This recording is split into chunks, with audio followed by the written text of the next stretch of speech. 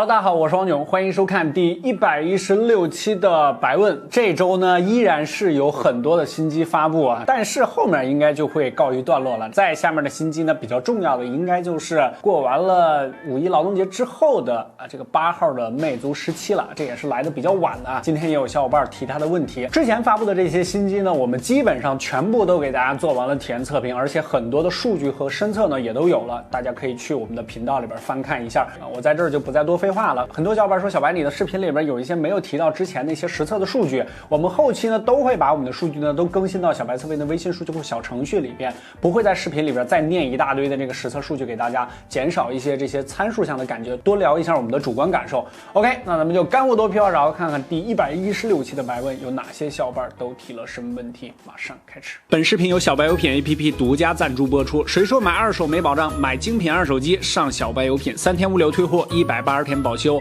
国行正品，价格公道，闲置手机也可以好价回收。小白有品各大应用市场均可下载。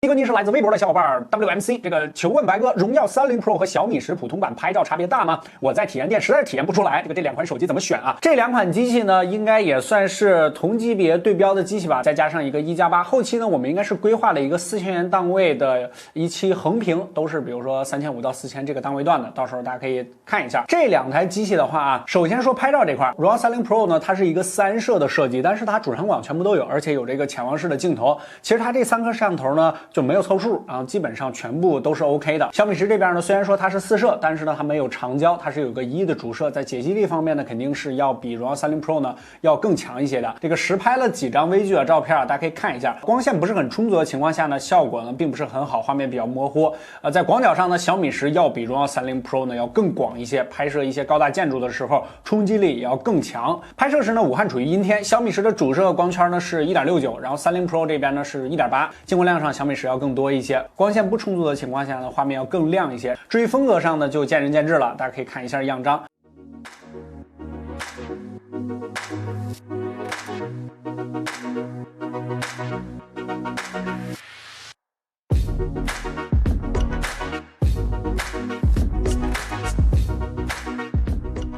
这两个机器的 ID 设计上呢，就萝卜青菜各有所爱了。这个是950G， 然后这个是865的，然后865在处理器上呢，确实要领先905G 一些，在性能方面。然后他们两个呢，正好也都是全屏的设计。还有就是屏幕方面，着重要说一下的这个30 Pro 这边呢，我手上这台是周冬雨排列的，而且不支持高刷，在精细度方面呢，肯定要比三星的钻牌的这个90赫兹高刷的这个小米10呢，在显示效果上要差一些。这两台机器，我的个人观点上呢，这个30 Pro 这边呢没有凑数镜头，单从拍照来说呢，我可能更占它一些，但是从综合的实力和性价比上来讲呢，小米10要更好一些你就自己觉得吧。下一个是来自 B 站的小伙伴，这个宗盛孤独，这个1+8 Pro 最低亮度不开 DC， 在摇一摇界面发绿，是不是翻车了啊？这个问题在近期的机圈算是掀起了一个大讨论啊。我们无论是 B 站、微博还是微信公众号，很多小伙伴都问了这个1+8 Pro 这个屏幕是不是翻车的问题。今天我们跟大家详细讲一下。首先呢，它有2个纠结点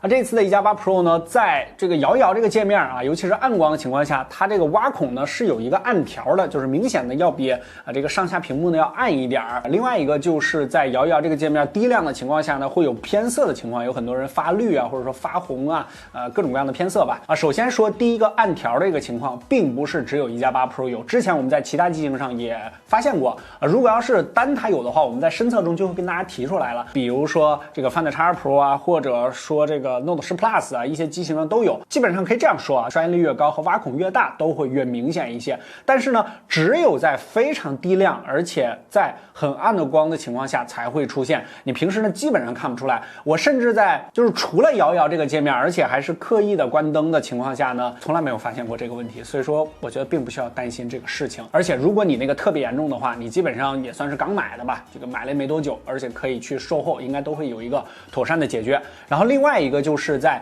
这个摇一摇低亮的情况下，这个界面偏绿或者说偏红的问题，这个也不是1加8 Pro 它自己有的。OLED 这种类型的屏幕在低亮的情况下都有偏色的问题。我们测试了很多机型啊，这个有偏红的、偏绿的、偏黄的，这个大家都有各种各样的偏色问题，这个是 OLED 的通病，这个不算是它自己翻车。但是呢，我也看到了一些小伙伴的私信，确实是比较严重啊，这个跟当时华为那个绿屏似的，不用刻意的去试它，你就使用中没有问题就行了。因为 OLED 在低亮的情况下，尤其是在摇一摇那个界面，很多家都翻车，很多家都有问题。如果你把这个叫质量问题的话，那很多机型都有质量问题。如果你格外的严重，比我们发出来的这些图都严重，那你就直接去售后即可。OK， 下一个是来自 B 站的小伙伴爱玩手机的肥强，这个不知道小白怎么看待魅族17 5月份才发吗？是为了备货才延迟发布的话，下半年还会有865 Plus 吗？下半年肯定是有865 Plus 的，按照这个高通的这个惯例啊，这个魅族这边呢，今年确实是发的比较晚。一开始我以为它会在4月底跟大家见面，没想到它直接推到了这个5月8号，真的还是挺久远的这么一个事儿了啊。其实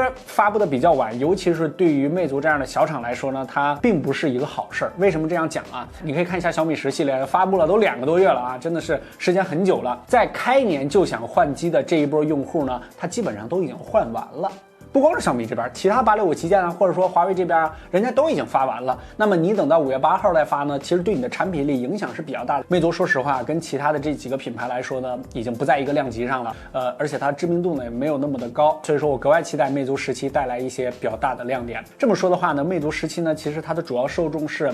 比较硬核的那一波魅友，然后还有就是靠着它比较强的产品力吸引到的一波用户，发的比较晚，我觉得对魅族来说不是一个好事。OK， 下一个是来自白云星光的小伙伴怎么说呢？白哥，这个麒麟985的手机啊已经发布了2款了啊，这个前不久呢还发了一个麒麟820，他们的定位是怎么样的啊？这个也有很多小伙伴问我们啊，比如说这个 Nova 7 Pro 啊，这个机器呢录制这期视频的时候我还不知道价格啊，据说价格还不错是吧？然后还有就是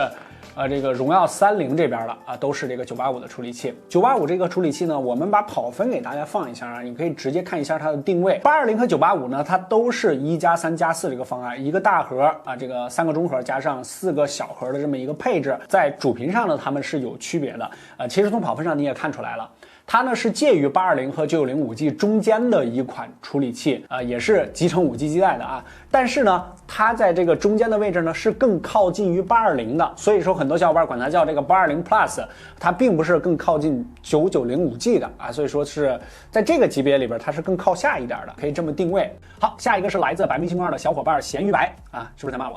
这个王金龙，这 OPPO A42 上面的另外2个，一个是肖像，一个是漏光镜头，是干什么用的啊？就是滤镜吗？啊，我先解释一下啊，这个肖像呢，使用黑白单色，这个不做降噪处理，增加画面的颗粒感，同时添加胶片独有的蒙尘划痕，令照片更有旧时光的感觉。这个漏光镜头呢是使用黑白单色，然后添加噪点划痕效果，这个添加漏光杂质，加强风格质感。其实你可以说他们2个是滤镜也没什么问题，这2个基本上就是凑数镜头嘛，这个不用太关注他们2个。OK， 下一个是来自微博的小伙伴马哈坦不知道怎么读之子啊，这个什么之子。小白你好，我想问一下 OPPO Find X Pro 和三星的 S20 Ultra 综合比较该怎么选呢？ S20 Ultra 前几天跑分出来，这2台机我们都出了非常详细的这个体验视频，你可以先去看一下。这个我个人来说呢，可能更倾向于，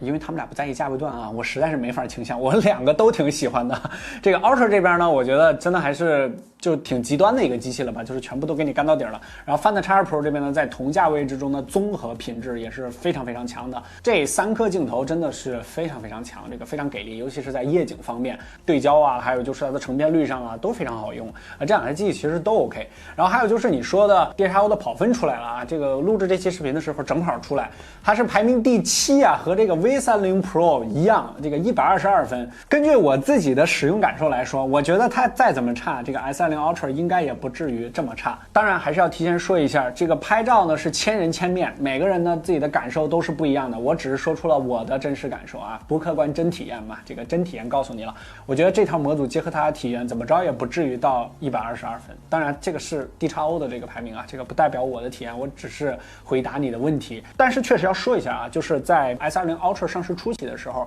尤其是呢这个国行还没有上的时候，国内有一批体验机，他们的相机呢是有一点点问题的，所以说在最开始的时候 Ultra 的相机舆论呢整体上是比较差的，就比如说夜景的时候对焦老对不上这种情况我也碰到过。但是国行上了之后，他们已经更新了，全面都已经更新了，这些体验上的问题几乎是没有了。所以说造成了前期这个舆论比较差，是那一波机器的问题啊。在更新了之后啊，大家并不需要太担心了。我觉得这也可能是网上对 Ultra 这个机器拍照方面一直不是太认可的一个原因啊，因为就是最先的那一波舆论可能不是太好，但是它已经更新了。OK 啊，这116期百问先跟大家聊到这儿，还是老规矩，这个大家如果想要你的问题下期上电视的话呢，欢迎关注我们的百问微信公众号，上期的中奖小伙伴就是他，赶紧私信我们的小编领取奖品。你可以回复干货多屁话少这6个字参与我们的活动，我们将会在每一周随机抽取为小伙伴送出一个我们的科技数码神秘小奖品啊，蓝牙音箱啊，或者说什么无线充电宝之类的。干货多屁话少，百问我们第117期再见，拜拜。后期的新机我们也全部会为大家带来体验的，关注频道就可以了。